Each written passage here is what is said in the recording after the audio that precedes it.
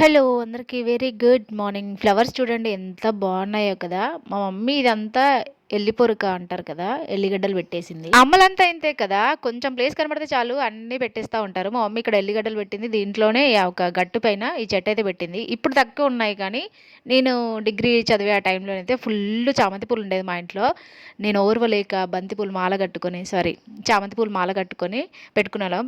బంతి పూలు కూడా పెట్టుకునేవాళ్ళం చిన్నప్పుడు. మీలో ఎంతమంది పెట్టుకున్నారు బంతి పూలు అనేది కామెంట్ చేయండి. కష్కెలు వీటిని మీ సైడ్ ఏమంటారు? మేమైతే కష్కెలు అంటాము.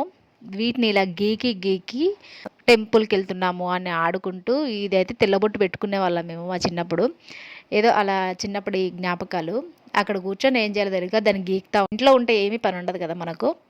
ఊరికే ఏం కూర్చోలేదు. మా బాబుతో మాట్లాడుకుంటూ కూర్చున్నాను. మా బాబు నేను ఎక్కువగా ముచ్చట్లు పెట్టుకుంటా ఉంటాము ఊరికనే. అందులో మా బాబు నన్ను తిడతాడు. నేను మా బాబుని తిడతాను. ఏదో ఒకటి తిట్టుకుంటూ ఉంటాము.